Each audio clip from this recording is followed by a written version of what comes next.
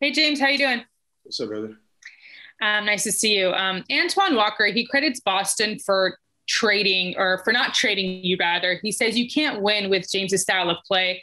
What would you say to that? And do you feel like you've received more negativity leaving Houston as opposed to people embracing your growth and change? What do you mean my style of play? Well, he says it's nothing personal, but he feels like with your style of play, that it's just not a type of style that you can win with. I know, but what is it? I don't understand what that means. That was his quote. Yeah, He literally said, it's not personal. I'm not a James Harden type of guy, but with his style of play, you can't win that way. yeah, I don't really know. Does that sound personal to you? I mean, I don't know what it sounds like, but um, style of play, like there's pick and rolls that happen in basketball. There's isolations that happen in basketball. And I do both, so I don't really understand what that means. I just stuff like that I don't even pay attention to, especially somebody that has no credibility. Go to Andrew Lopez next. Hey, James, Andrew from ESPN here. Working on a story about alley oops, and you've thrown a good fair share of those in your career. What makes a good alley oop, and how when you saw how effective it could be, how much did you want to make that more of a part of your game? I think it's just placing the ball where the guys that's catching it don't have to really do a lot. There's a lot of bad passes, alley hoops that I throw that, my teammates are just athletic enough to make me look good. But I think just placing the ball in an area where your teammate can just catch it and finish it, and for me, just, being a three-point threat and then able to get to the basket as well and drawing so much attention, I've, learned how to just place the ball and communicate with my teammates in the sense of when I drive, this is what you need to be ready for and things like that. So, yeah, hopefully, I try to obviously make a great pass every time, but in this league, you got long defenders, you got guys that are athletic, that jump high. So sometimes the ball isn't placed where it needs to be or I would like it to be, but credit to my teammates for going and just get it, either way. How much did you work on making your pass look so much like your floater to where it kind of confuses defenders? All the time, even now, me and, our bigs, DJ, Nick, work on it in the sense of, and talk about it in the sense of, as a floater goes up, at that point, I'm just reading the defender and what he's going to do. And, so far, so good. Thanks. Simone Sandri. Yeah, yesterday Adam talked about the vaccination program, and obviously your voice carry a lot of weight around the NBA. Do you plan to get vaccinated as soon as available for NBA players? And also, will you advise member of the Player Association to get vaccinated? So what was the question? Say it again. Which part? The whole thing? No, just after Adam. Oh, yeah. Well, actually, I was talking about the vaccination program that Adam talked about yesterday. And I was wondering if you plan to get vaccinated and also if you will advise member of the Player Association to get vaccinated. That's something that I'm still thinking about. And I think for every individual player, they're their own person. So they can decide whether they're going to get the vaccination or not. Thanks. We'll go to Greg Logan with Newsday. Hi, James. I have two questions for you. First, can you describe this All-Star experience in terms of how it impacts your ability to prepare for the second half of the season? And then second, the Nets have been through a lot of changes. If it turns out that they add a former All-Star free agent in the second half, how difficult would that be to blend yet another person in? I think just in general, this All-Star game was kind of forced and just thrown up on us. So that's it within itself. And then, we haven't made that move yet. We haven't acquired anybody yet. So I can answer that later if it happens. But, we all know how, of exciting Blake Griffin is and the player he is. So, yeah. Next, we'll go to Dan Wojcicki. Hey, James. Kind of along the sort of blended together lines, teams aren't practicing as much this year, if at all, in some cases. How has that impacted, sort of your transition to a new team? Have you guys had to figure it out, obviously, more on the fly on the court? And injuries have obviously played a role in that. But going forward, knowing that you're not going to have practices, how has that kind of impacted things? For us, I think we use the games as practice and learning, and we got to watch a lot of film. Communication has to be great, and I think you just go off your experiences and what you've been through on the court. That's why we've been so pretty solid, is because we have a vet team, so guys kind of know how to play the game of basketball. Then the communication aspect, betters that and helps that along the way. So huge piece as far as KD missing, for some odd games, but once he gets back in the second half, then we can continue the communication, continue the play on, as far as the games, and continue to watch film and just continue to get this thing right, and because the most important part is, being ready to go once the postseason starts. We'll go to Andres Lopez, Cultura Sports. Thank you. James, you briefly referenced this in the previous question you got asked, but how do you feel about this All-Star game as a whole just happening? A lot of players seem to see it as a burden since it's a shortened season. What are your thoughts on that? You briefly referenced it. Yeah, I feel like, basically have, a game every single day, or every other day in the regular season. So, you finally get an opportunity to have, close to a week off and be able to, take a deep breath and be with your family and things like that. And we just have, this one day event, which is pretty tough. This entire season is tough. It's difficult. A lot of craziness has happened throughout the course of the year. It's something that we just got to We'll go to Kareem Copeland, Washington Post. Hey, James, thanks for taking the time. I want to ask about your signature line. You're up to number 5 now, and obviously it's All-Star. Everybody brings out their heat. How involved are you in the creative process, and what do you try to convey through your line?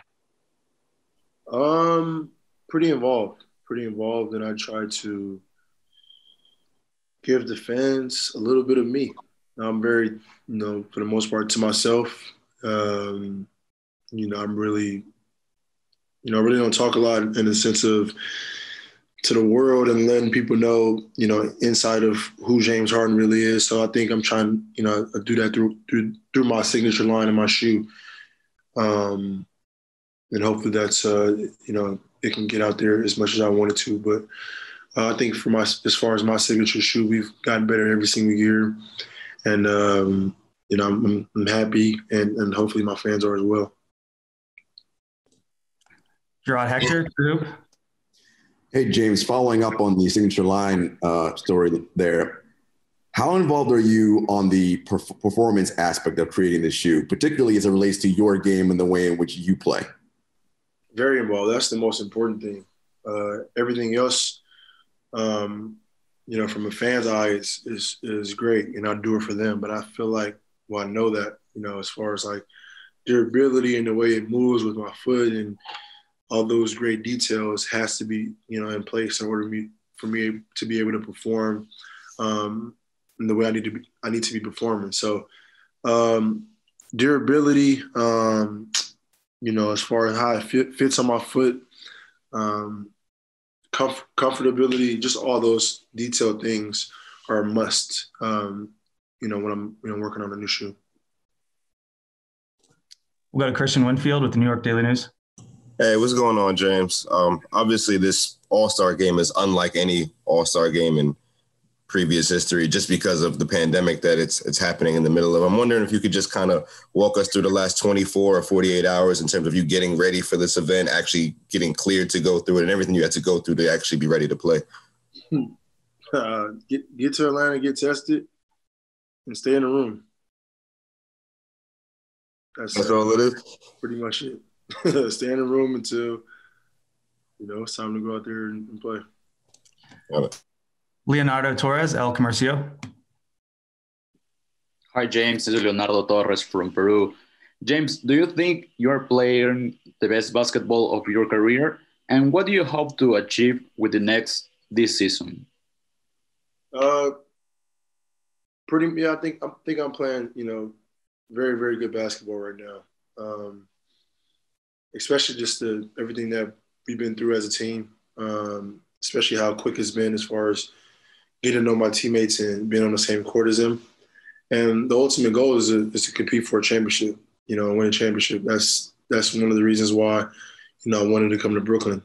So I think everybody, in this organization feels the same way. Next, we'll go to Naveen Ganglani, Philippines. Hey, James, congratulations on making the All-Star game again.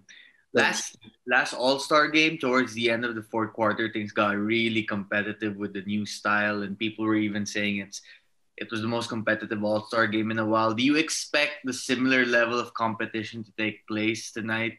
And also, I was just curious, have you heard about a platform called NBA Top Shot where your highlights are selling for like thousands of dollars? Hopefully the game can be as close as competitive as it was last year. That was a special game. It was, great to be a part of it. So hopefully we can come close, if not match, come close to the excitement that the fans had. And no, I haven't. Joe Varden with The Athletic. Hi, James.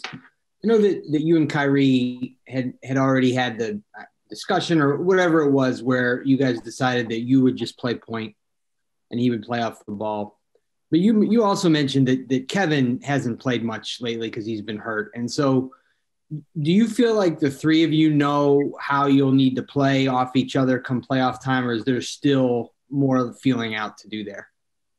A little feeling, but I think it'll be easy.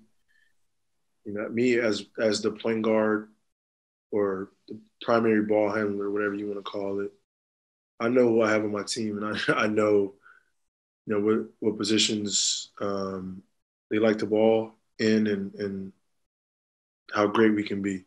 So Kevin has been out these last few weeks or whatnot, and I've had to do a little bit more scoring. Now he comes back, my scoring might not be up a little bit more, but just the ultimate goal is to win. And I know how great Kevin's been playing and how my job is to go out there and make his job and Kai's job and the rest of our team job easier. So whatever that looks like, I'm willing to do. We'll go to Christos Saltis with Sport DNA in Greece. Hello, James. Thank you for your time. I would like to ask you how enjoyable for you is to share the court with KD and Kyrie in the Brooklyn Nets, and how special is this All-Star appearance for you? I'm excited to share the floor with KD and Kai. I mean, every single night, obviously we can't in the All-Star game, but throughout the course of the year, especially the second half, I'm more excited because we're going to be so locked in and we're competing for something, so the talent and the skill set that these guys have, along with their competitive nature, is going to be something to be a part of, great to be a part of, alongside with their, the rest of the team as well. So, I'm looking forward to, the journey, and obviously there are going to be some challenges, but I think, we're pretty much built for it. We'll go to Mark Haynes with Clutch Points. Hey, what's up, James? You answered a couple of questions about All-Stars today. I wanted to take you back to your very first All-Star appearance, and what memories do you have from them moments?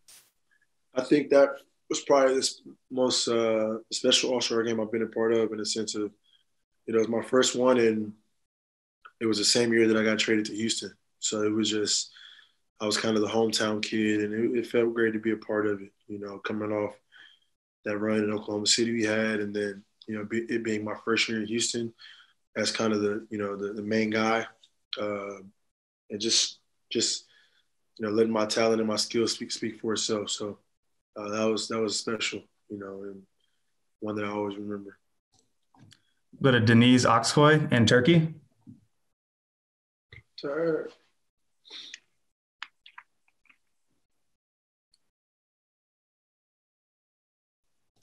Denise, you're on mute. Hello, James. I'm Denise Aksoy from Esport Turkey. What is your main goal in your career after the season? My main goal for my career after the season.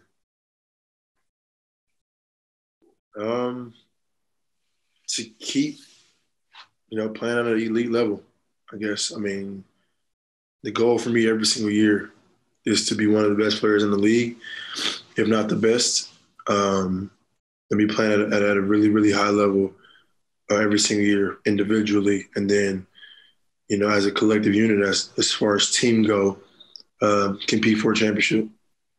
All right, thank you. We'll go to Charlie with La Pastora. Hey, James, how you doing today, man? Hey, so basically, I know it's been a few months since we've all kind of had a few months to reflect on what was a crazy 2020, in particular the social injustice issues. I'm just wondering, James, what lessons you might have learned, James, that we can apply to all of our lives and to your life personally, on the court, off the court, to keep the conversation moving forward. I know there's a lot that's been happening in the Asian American community recently. Obviously, to my Black and Hispanic brothers and sisters, what are some lessons you've learned that people can apply to continue the conversation, James?